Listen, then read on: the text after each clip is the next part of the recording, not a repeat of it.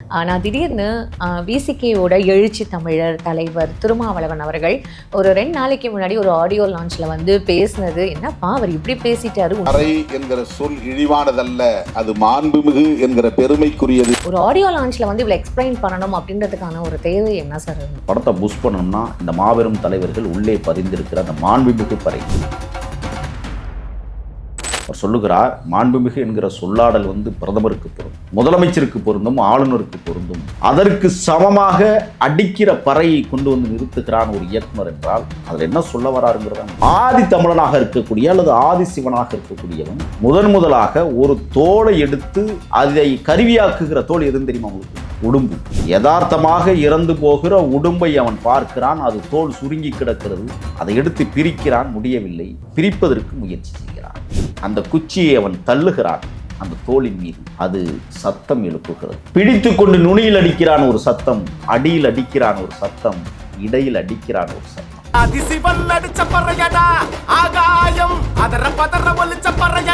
இந்த மாதிரியான ஒரு ஒதுக்கப்பட்ட சமூகம் இல்ல பிற்படுத்தப்பட்ட சமூகம் அப்படின்னு சொல்லிட்டு அவங்க நம்ம இன்னும் படங்கள் மூலமா காமிச்சுக்கிட்டே இருந்தா அது இன்னும் அவங்கள தள்ளி வைக்கிற மாதிரி ஆயிடாதா சார்? இல்ல, நீங்க முதல் மரியாதை படம் பார்த்தீங்களா?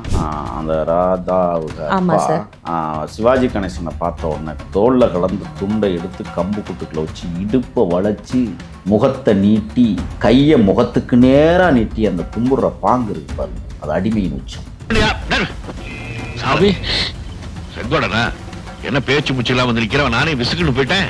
சோறு கூட பிற்படுத்தப்பட்ட சமூகத்தில் பயன்படுத்துகிற வார்த்தை கஞ்சி என்று சொல்லுகிற வார்த்தை தான் கடைக்கோடி பறையருக்கு சொந்தமாக. கஞ்சின்றது எல்லாருமே யூஸ் பண்ற ஒரு சொல்லாடல் தானே சார்? நீங்க கஞ்சினாவே அது பறையருக்கு.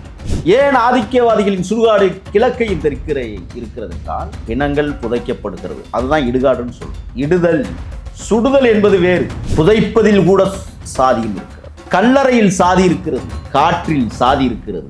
ஆகையால் தான் அவன் தெற்கையும் கிழக்கையும் தள்ளப்பட்டிருக்கிறான். ஏன் தள்ளப்பட்டார்கள்? அப்போ நீங்க இந்த ராஜராஜ சோழன், ராஜேந்திர சோழன், பல்லவர், இவங்க எல்லாருமே வந்து சேரன், சோழன், பாண்டியன், இந்த மன்னர்கள் எல்லாருக்குமே கூட இந்த ஜாதிகள் இருந்திருக்கு. சாதிய வன்மம் இருந்ததால் தான் இன்றைக்கும் சேரிகள் தெற்கையும் கிழக்கையும். பார்ப்பனருடைய மனைவியை அரசர்களும் அரசவைக்கு கீழ் இருக்கிற அதிகாரம் படைத்தவர்களும் அனுபவித்த காரணத்தால் அவர்களுக்கு நிலம் ஒதுக்கப்பட்டிருக்கிறது என்று நான் சொல்லல, வரலாறு. சரி, இப்ப கடைசியா திருமா அவர்கள் பேசினது வந்து எந்த அளவுக்கு ஒரு இம்பாக்ட் கிரியேட் பண்ணிருக்கும் இந்த சொசைட்டில?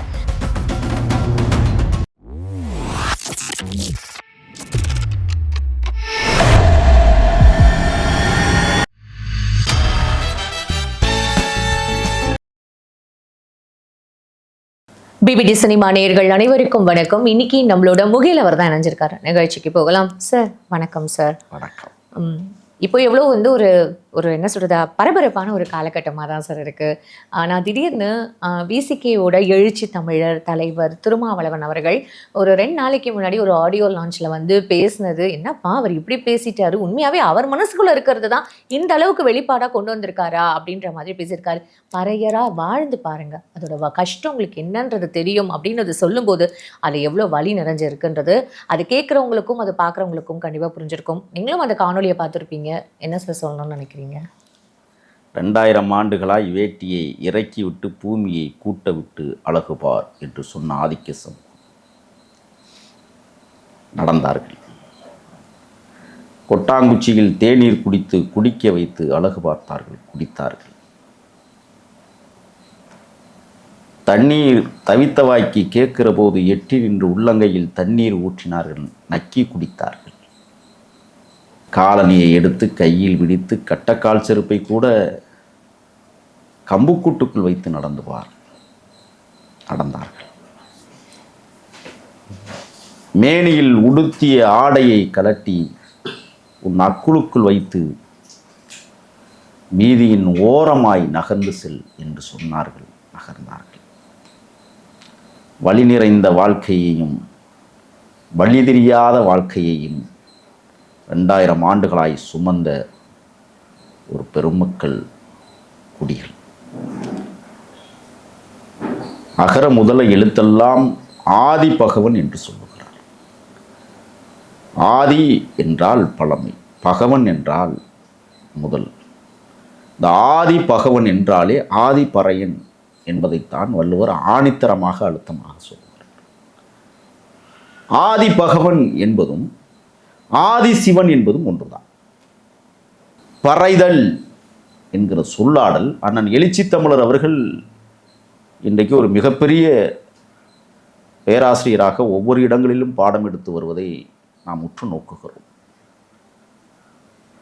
அதுவும் அறிவார்ந்த அரசியல் பாடங்களும் அறிவார்ந்த அடிமை பாடங்களையும் அவர் இந்த மண்ணுக்கு கொடுத்து கொண்டிருக்கிறார் என்றால் அவருடைய வலியும் அவருடைய வலிமையும் இப்பொழுது தெரிகிறது. அறைதல் பெரிய அறைவர் எளிய மக்களுக்கு சொல்றதுன்னா அறைத்தல், பறைத்தல், குறைத்தல், நிறைத்தல் எல்லாம் தள்ளக்கூடிய பகுதி. அறைதல் என்பார் அறைதலும் தள்ளிவிடுவது, அந்த அறைகிற போது சத்தத்தை தள்ளிவிடுவது. குறைதல் குறையை தள்ளிவிடுவது, நிறையை தள்ளிவிடுவது. பறைதல் பறையை தள்ளிவிடுவது. பரன் பறை, இதைத்தான் அண்ணன் எழுச்சி தமிழர் தெளிவாக சொல்லுகிறார். அது மூதாதையர்களுடைய சொல்லாடல்களிலிருந்து அவர் குறிப்பிடுகிறார். பறையோன் அது சின்னறை, யோன் உலகம். உலகத்தில் முதல் மனிதனாக பறையோன், பறையோன்னா தமிழர், பறை சின்னறை, தமிழ் உறவு. அதைத்தான் அண்ணன் எழுச்சி தமிழர் அவர்கள் தெல்ல தெளிவாக 7 ஜென்மம் எடுத்தாலும் அப்படின்னு சொல்றோம்ல. அந்த 7 ஜென்மங்கள் என்ன? 7 தலைமுறை. பறை முறை, பறைதலும் தலைமுறைதலும் ஒன்றுதான். தலைமுறையைத்தான் பறைதல் என்கிற வார்த்தையிலிருந்து குறிப்பிடுகிறார். ஆக பரன், பரணி அந்த சொல்லாடல்கள். இப்போ இந்த மாதிரியான ஒரு விஷயத்த அவர் இவ்வளோ தூரம் ஒரு ஒரு ஒரு ஆடியோ லான்ச்சில் வந்து இவ்வளோ எக்ஸ்பிளைன் பண்ணணும் அப்படின்றதுக்கான ஒரு தேவை என்ன சார் இருந்திருக்கும்? படம் ஓடணும், பல கோடி ரூபாய் செலவு. படத்தை புஷ் பண்ணணும்னா இந்த மாபெரும் தலைவர்கள் உள்ளே பதிந்திருக்கிற அந்த மாண்புமிகு பறை.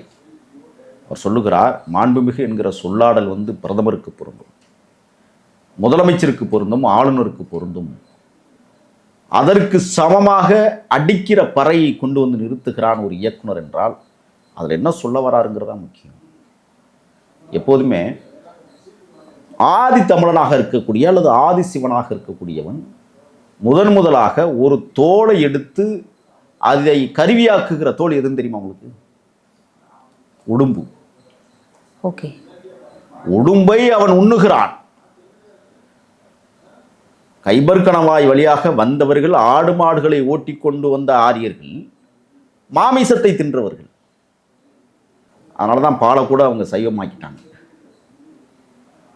ஆனால் மரக்கறி தின்ற சமூகம் பறை, பரன். யதார்த்தமாக இறந்து போகிற உடும்பை அவன் பார்க்கிறான், அது தோல் சுருங்கி கிடக்கிறது. அதை எடுத்து பிரிக்கிறான், முடியவில்லை. பிரிப்பதற்கு முயற்சி செய்கிறான். அதை நெருப்பு மூட்டி கொண்டு போய் கிட்டத்தில் காட்டினால் அந்த தோல் விரிந்து விடுவதை அவன் பார்க்கிறான். அதை தூக்கி வீசுகிற போது அது சிறு பாறையில் படும் பொழுது ஒரு சத்தம் எழும்புகிறது. புதிதாக இருக்கிறதே, ஏதோ ஒரு சத்தம் எழும்புகிறதே, ஒரு குச்சியை எடுத்து அடி என்று சொல்கிறான். குச்சியை எடுத்து அடிக்கிறான். தள். அந்த குச்சியை அவன் தள்ளுகிறான் அந்த தோலின் மீது. அது சத்தம் எழுப்புகிறது.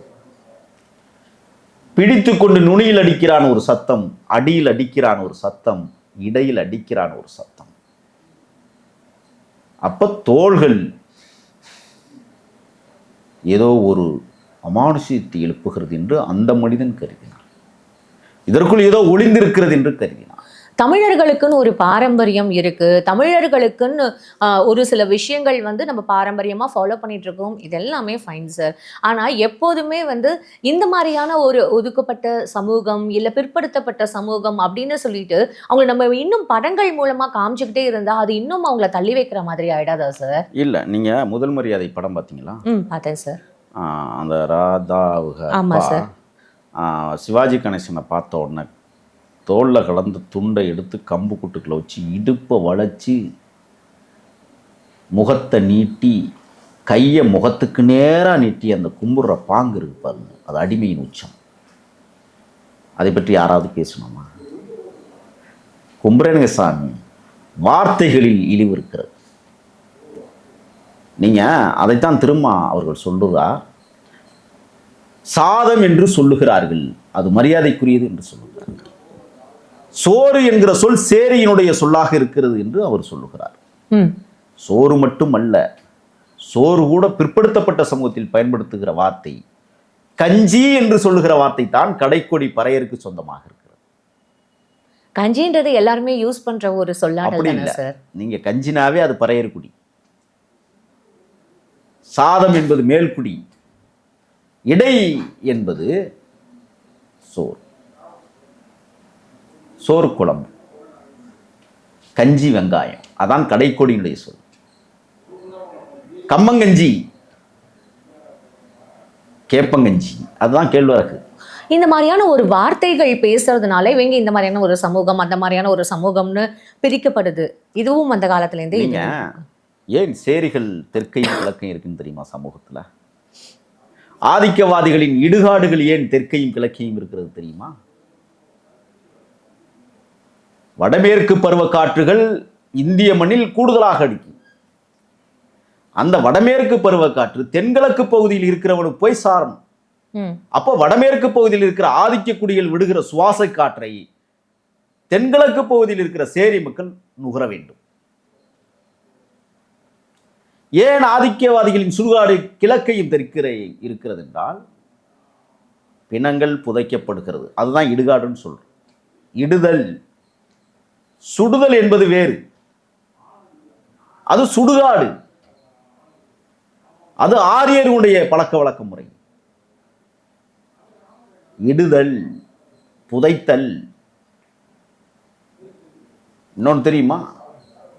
ஏன் சேரிகளில் மிக உயர்ந்தவர்களாக இருந்து புதைத்தாலும் சமாதிகள் கட்டப்படுவதில்லை தெரியுமா உங்களுக்கு? அதெல்லாம் அடிமையின் உச்சம். இடைநிலை சாதியினுடைய பிணங்கள் புதைக்கப்பட்டால் சிறிய சமாதியை கட்டுகிறார்கள். உயர் சமூகத்தில் இருக்கக்கூடியவர்கள் மறைந்தால் பெரிய சமாதியை எழுப்புகிறார்கள். புதைப்பதில் கூட சாதியும் இருக்கிறது. கல்லறையில் சாதி இருக்கிறது, காற்றில் சாதி இருக்கிறது. ஆகையால் தான் அவன் தெற்கையும் கிழக்கையும் தள்ளப்பட்டிருக்கிறான். ஏன் தள்ளப்பட்டார்கள்? மன்னர்களாக இருந்தவர்கள், குறுநில மன்னர்களாக இருப்பவர்கள், சிறுநில மன்னவர்களாக இருப்பவர்கள், அல்லது பெரும் நில மன்னவர்களாக இருப்பவர்கள், அவர்களுக்கு இசைபவர்களை இடைச்சாதியாக்கி வைத்திருக்கிறார்கள். அவர்களை எதிர்த்தவர்கள் கடைக்கோடியில் இருக்கிறார்கள். அப்போ நீங்க இந்த ராஜராஜ சோழன், ராஜேந்திர சோழன், பல்லவர், இவங்க எல்லாருமே வந்து சேரன், சோழன், பாண்டியன், இந்த மன்னர்கள் எல்லாருக்குமே கூட இந்த ஜாதிகள் இருந்திருக்கு. அப்படி சாதிய வன்மம் இருந்ததால் தான் இன்றைக்கும் சேரிகள் தெற்கையும் கிழக்கையும் இருக்கிறது. அன்றைக்கே இந்த மன்னர்கள் சாதியற்று இருந்திருந்தார்களே எனில் சாதிகளாக சேரிகளாக இன்றைக்கு உடைந்திருக்காது. ஏன் சேரிகள்? சேர்ந்து அவன் எதிர்த்தான். நம்மளை சேர்ந்து எதிர்க்கிறவனை அந்த புறத்தில் வை, அவன்தான் சேரி, சேர்ந்து வாழக்கூடிய இடம், சேர்ந்து போராடியவன். அதைத்தான் அண்ணன் திரும்ப சொல்றாங்க, சேர்ந்து வாழ்தல், சேர்ந்து வாழ்ந்த இடம் சேரியாக இருக்கிறது. இது எல்லா சமூகத்திற்கும் சேரி என்பது பொருந்தும். ஆனால் ஆதிக்க குடிகளின் சேர்தல் என்பது பாண்டிச்சேரியாக இருக்கிறது. ஆதிக்க சாதிகளின் சேரிகள் பார்ப்பனச்சேரியாக இருக்கிறது. இதைத்தான் அவர் சொல்றாரு. இப்போ எனக்கு ஒரு டவுட் சார். இப்போ இங்க வந்து நம்ம ஏஐன்னு பேசுறோம். அடுத்த தலைமுறை வந்து எதையோ நோக்கி போயிட்டு இருக்கு, ஜென்ரேஷன் எங்கேயோ போயிட்டு இருக்குன்னு ஒரு பக்கம் பேசிட்டு இருக்கோம். இங்கே தமிழர்கள் தான் இப்போ உலகத்திலேயே வந்து ஒரு பெரிய பெரிய பொசிஷன்ஸ்ல எல்லா நாடுகள்லையுமே தமிழர்கள் இல்லாத இடம் எதுவுமே இல்லை அப்படின்றையும் பேசிட்டு இருக்கோம். அப்படி இருக்கிற இந்த காலகட்டத்தில் கூட ஆணவ படுகொலையில இங்க தமிழ்நாடு வந்து அதுலயும் வந்து இடம் பிடிச்சிருக்கு. அங்கே தான் ஜாஸ்தி வந்து இந்த மாதிரியான ஆணவ படுகொலைகள் நடக்குது அப்படின்னு சொல்லும்போது ரெண்டுமே வந்து முரண்படுற மாதிரி இருக்குல்ல சார்? நம்ம தான் நல்லா படிச்சு நல்லா முன்னேறோம், நம்ம தான் இந்த ஆணவ படுகொலையிலையும் இருக்கோம் அப்படின்னும் போது எங்க தான் சார் நமக்கு இங்க இந்த இடத்துல ஒரு கேப் விழுது? பார்ப்பனிய தத்துவத்தை முழுமையாக ஏற்றுக்கொண்டிருக்கிற ஆதிக்க சமூகம். பெரியார் வந்து ஈரோடையில் பிறந்தார் என்பதற்காக கோயில்கள் இல்லாமல் இருக்கிறதா? அங்கே தான் 3846 கோயில்கள் இருக்கிறது. கடவுளை மற என்று சொல்லுகிற பெரியாரிடமிருந்து நான் வேறுபடுகிறேன். கடவுளை மற என்றால் எதிர்வாதம், கடவுளை நினை. கடவுள் என்றால் கடமை, கடம், அது உள்ளே இருக்கிறது. உனக்கான ஒளிகள் உள்ளே இருக்கிறது, அதை பார். ஆலய திருவாலயங்களில் இருட்டுக்குள் தான் கருவறைகள் இருக்கும். ஏன் சூடம் ஏத்துகிறான்? அதன் முகம் தெரிவதற்காக. இன்றைக்கு அந்த சூடத்தை அரசியல்வாதிகள் ஓட்டு கேட்க போகிற போது பகலிலே எடுக்கிற சூழல் உருவாகி இருக்கிறது. நாம் அதற்குள் போக வேண்டாம். ஆக கடவுள் இருக்கிறார், கடவுள் இல்லை, இல்லவே இல்லை என்று சொன்ன பெரியார் எதிர்வாதம் கடவுள் இருக்கிறது என்கிற எதிர்ப்பு இருக்கிறது. ஆனால் என்னை பொறுத்தவரை நான் என்ன சொல்றேன்னா, கடவுள் என்கிற அந்த வார்த்தை இருக்கிறது அல்லவா, இறைவன் என்று சொல்லுகிற அங்கேயே சாதி இருக்கிறது. நீங்கள் சிவன் என்பது ஒருமை, சிவர்னு யாராவது சொல்லியிருப்போமா? இல்ல, முருகன் தான் சார் சொல்றது. முருகன் தான் சொல்றோம். வள்ளிக்கு புராணங்கள் உண்டு, தெய்வானை என்கிறதுக்கு இதிகாசங்கள் உண்டா? அதுவும் இங்க திணிக்கப்பட்ட ஒரு விஷயமா திணிக்கப்பட்ட எல்லாமே. நீங்க ஒன்று பார்த்து, சொக்கி அம்மன் அதான் சொக்கநாதருடைய மனைவி. சொக்கநாதருடைய மனைவி சொக்கியம்மன் என்றால் அதுதான் மீனாட்சி. பார்ப்பனர்களுடைய வருகைக்கு பின்னால் எல்லாம் மாற்றம் செய்யப்படுகிறது. அரங்கநாதர் திருத்தலம் ஸ்ரீரங்கமாக மருவியிருக்கிறது. தஞ்சை பெருவுடையார் நிலம், பெரும் உடையார், உடனே உடையார் சமூகம் இல்லை, பெரும் உடையார் அப்படி என்றால் உரிமையை உடையவன் என்று அர்த்தம். உடனே அதை உடையார் சமூகம்னு மாத்திக்கினா அது நம்ம பொறுப்பு இல்லை, அந்த சமூகம் கூட கிளம்பும். ஆமா, ராஜராஜ சோழன் எங்க சமூகம் என்று சொல்லுவார்கள். ஏன்னா ராஜராஜ சோழனுக்கு பல சமூகங்கள் அடித்துக் கொண்டிருக்கிறது. அப்படி என்றால் இன்னமுமே அப்படி என்றால் யாரெல்லாம் ராஜராஜ சோழனை என் தலைவன் என்று ஏற்றுக்கொள்கிறார்களோ அவர்களெல்லாம் சாதியத்தின் உச்ச வெறி கொண்டவர்கள் என்று அர்த்தம். ஏன் நான் இதை சொல்றேன்னு சொன்னா, பார்ப்பனியர்கள் உளவு தொழில் செய்த வரலாறு உண்டா? பார்ப்பனியர்கள் நடவு வேலை செய்ததுண்டா? பார்ப்பனியர்கள் மண்வெட்டி வரப்பை மூழ்கிய வரலாறு உண்டா? இல்லை. ஏன் அவர்களுக்கு ஆடுதுறை, குத்தாலம், சீர்காழி, சிதம்பரம் வரை நிலப்பரப்புகள் நீண்டு கிடக்கிறது? அதுக்குள்ள ஒரு வரலாறு ஒளிந்திருக்கிறது. பரண்மனை நோக்கா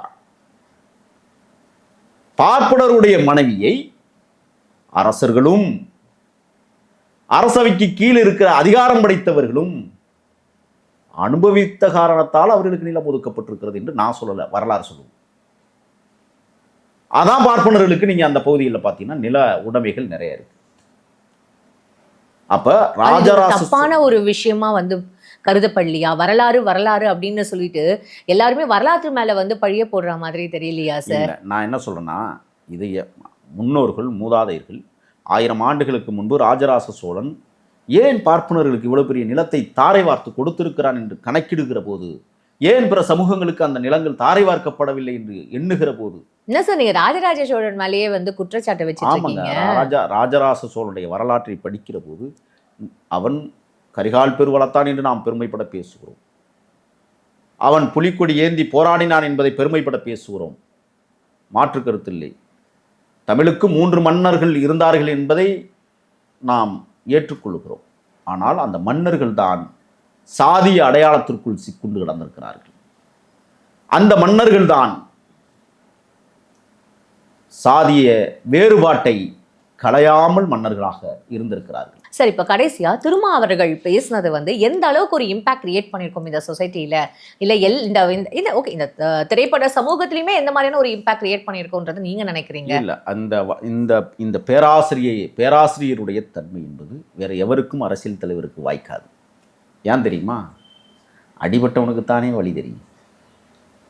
நீங்க தேவாலயங்கள்ல பார்த்தீங்கன்னா, கர்த்தரை நாங்கள் செய்த பாவங்களை எல்லாம் நீர் மன்னித்தருள்வாய் கத்துவான். விடிய ஆக்ரோஷமா கத்துவான். எதுக்கு கத்துற? கத்தியதால் உன் இறைவன் உனக்கு தூதுவராக முடியுமா? அமைதிப்படுத்துதல் என்பதுதான் இறை நம்பிக்கை. இறைவன் அமைதியாக இருக்கிறான், அதை பின்பற்றுகிறவன் அலங்கோலமாய் இருக்கிறான். இதான் பிரச்சனை. அக்பர் அல்லாஹு அக்பர். ஒரு இனிமை தெரிகிறது அந்த வார்த்தைகளுக்குள். அக்பர் அல்லாஹ் கேட்கறதுக்கு இனிமையாக இருக்கும். தேவாலயங்களில் கேட்க முடியுமா சார்? இதெல்லாம் நீங்க ஜாதி இது மத பிரச்சனையை கொண்டு இல்ல. நான் விட்டுறாதீங்க எதுக்காக சார். இதெல்லாம் சொல்ல வரேன்னா, இறைவனை துதிபாடுவது என்பது மௌனம் கலைந்த துதியாக. அது ஒவ்வொருத்தரோட மத நம்பிக்கையும் ஒவ்வொருத்தரோட பர்சனலான ஒரு நம்பிக்கையும் சார். அதை விட்டுட்டு அவங்க இப்படி கத்துறாங்க, இவங்க கத்தல, இவங்க கத்துறதுல ஒரு ராகம் இருக்கு, இதெல்லாம் ரொம்ப தப்பான ஒரு விஷயமா இருக்கு சார். ஒரு செய்தி நான் சொல்றேன். அடிமைப்பட்டவனுக்கு வலி இருப்பதால் கத்துக்கிறான். ஆக்கியவன் ஏன் கதற வேண்டும், கத்த வேண்டும்? இது உங்களுக்கு புரியுதா? அப்படி என்றால் நான் இன்னும் அடிமையாக வைத்துக் கொள்வது என்பதற்கு சமம் அது. அதனால தான் நான் என்ன சொல்றேன்னா, நான் கிறித்துவத்தை தவறாக சொல்லவில்லை, இஸ்லாத்தை தவறாக பிரதிபலிக்கவில்லை. நம்மளுடைய இறைவனை பிராமின்ஸை மட்டும் தான் தப்பா சொல்லுவீங்க. அவர்கள் பண்ணுகிற அடத்தப்புறம் பேசித்தானே ஆகணும். அதான் சொல்லுங்க. ஏன்னா நான் என்ன கேட்குறேன்னா, இயேசுநாதர் வாழ்ந்திருக்கிறார், மனிதனாக வாழ்ந்திருக்கிறார், மக்களுக்காக வாழ்ந்திருக்கிறார், யூதர்களை எதிர்த்து வாழ்ந்திருக்கிறார். இது வரலாறு இருக்கிறது. அதேபோல் இஸ்லாத்தில் நீங்க பார்த்தீங்கன்னா ஜலால் அன்சாரி, ஜலால்ல இருந்து தான் ஹலால் உருவானதாக சொல்றாங்க. அங்க எந்த விதமான மதத்தையும் எந்த விதமான சாதியத்தையும் புண்படுத்துவதில்லை. கிறிஸ்தவத்துக்குள்ள இன்னைக்கு சாதி பூந்துருச்சு தெரியுமா உங்களுக்கு? அப்ப எதிர்த்து தானே ஆகணும். அதை ஏன் இஸ்லாத்தை நாம் எதிர்க்கவில்லை? அங்கே சாதியும் இல்லை, மதமும் இல்லை, மார்க்கம் மட்டுமே இருக்கிறது. இந்துல யார் இந்து அப்படிங்கிற ஒரு கேள்வி. இந்துக்கள் யார்? தமிழர்கள் எப்படி இந்துக்களாக இருக்க முடியும்? அவன் ஆதி கடவுள் சூரியன். எரித்து விடும் என்பதற்காக கடலோரத்தில் நின்று கொண்டு கையெடுத்து கும்பிட்டான். தமிழர்கள் யார் அப்போ? தமிழர்களே. அவர்களுக்கு மதமும் கிடையாது, சாதியமும் கிடையாது. ஆரிய வருகைக்கு பின்னால் இவன் அந்த நிலையை ஏற்றுக்கொண்டிருக்கிறான். நான் அதனால தான் சொல்றேன், துதிபாடுபவர்கள், இறையை நினைத்து பாடக்கூடியவர்கள் இதயம் ஒழுக வேண்டும். கதறலோ கத்தலோ கூச்சலோ இருப்பினும் அவர்கள் நம்மை ஏமாற்றுகிறார்கள் என்று அர்த்தம். ஆக தமிழர் மதம் என்பது தன்னிகர் இல்லா மதம். பறை அடித்தல், பறை சின்னறை, அதுதான் பறை என்பது பரனிலிருந்து பொருந்தும். அதைத்தான் அண்ணன் திரும்ப ஒரு வார்த்தை அழகா சொல்றாங்க. தமிழருடைய பரம்பரை, நான் முதவே சொன்னேன், பறைதல், பரன், பரம்பரை, சின்னறை தான் வரும், பெரியறை வராது. அங்க என்ன சொல்றாங்கன்னா 7 தலைமுறைகள். அண்ணன் சொல்வது அழகாக சொல்லுகிறார். பரன் பறை, சேயோல் சேயோல், அதுலேயே பெண் அடிமைத்தனம் இருக்கு, ஆண் அடிமைத்தனமும் இருக்கிறது. சேயோர், சேயோல் இல்லை, சேயோ, அதுல ஒருமைப்பன்மை இருக்கிறது. அந்த காலத்துல அடிமை முறைகள் பெண்களிடமிருந்து தான் தோன்றுகிறது. ஆண்கள் பெண்களை அடிமைப்படுத்துகிற முறையிலிருந்து தான் இந்த அடிமை முறைகள் ஊக்குவிக்கப்படுகிறது. அடுத்து பாருங்க, சேயோர் சேயோ, ஒட்டன் ஒட்டர், ஓட்டி இல்லை, அங்கே பன்மை நிகழ்கிறது. பூட்டன் பூட்டி, பாட்டன் பாட்டி, இந்த ஒருமைகளில் வருவதுதான் அடிமை முறை. பரன் பறை, ஆதிச்சொல் அதுதான். அப்ப அடிமை எங்கிருந்து பிறந்தது என்பதை பார்க்கிற போது ஆதித்தமிழரிடத்திலும் அடிமை இருந்திருக்கிறது. அது மட்டும் இல்ல, அப்பா இந்த அடிமைத்தனத்தை உடைக்கிறது. அம்மா நிகழ்கால காலங்களில் நமக்கு முன்னால் வாழக்கூடிய நம் உயிரை கொடுத்தவர்கள் அப்பாவாகவும், அப்பன் அம்மாள் அப்படிங்கிற சொல் இருக்கு. அதுவே அடிமை சொல். அதை சற்று தமிழ் தேசியம் திரும்பி பார்க்கிறது. அப்பன் அல்ல அப்பா, அம்மாள் அல்ல அம்மா என்கிற இந்த சொல் இருக்கிறது அல்லவா, இந்த நிகழ்கால தலைமுறை அதை நிவர்த்தி செய்திருக்கிறது என்றாலும் கூட நீங்கள் குறிப்பிட்டதை போல இந்த சமூகம் இப்பொழுது மிக மோசமான ஆணவ படுகொலை நிகழ்த்தி இருக்கிறது, நிகழ்ந்து கொண்டிருக்கிறது. பெரியார் மண்ணில் இப்படி போன்ற சம்பவங்கள் 34 ஆணவ படுகொலை, 38 பெண்களுக்கு எதிரான வன்கொடுமைகள், கற்பழித்து கொலை, நேற்றைய நிலவரப்படி 628 பெண் பாலியல் படுகொலைகள், குழந்தைகள் படுகொலை நிகழ்ந்திருக்கிறது. தமிழ்நாட்டில் சராசரியாக 60.66% பெண்களுக்கான சீண்டல் வன்கொடுமைகள் நிகழ்ந்திருக்கிறது. பெரியாரை நாம் போதிக்கிறோம், பெரியாரை பற்றி வாய்கிலேயே பேசுகிறோம், ஆனால் செயல்முறையில எதுவுமே இப்ப அதை பாருங்க. அடுத்து நமக்கு பின்னாடி வருகக்கூடிய மகன் மகள் ஒருமை பன்மை இல்லை. மகர்னு சொல்லமா இல்லை, மகள் அப்படிதான் சொல்றோம். பெயரன், பெயர்த்தி, பெயரன் என்றாலும் அடிமை, பெயர்த்தி என்றாலும் அடிமை. கொள்ளு பெயரன், கொள்ளு பெயர்த்தி,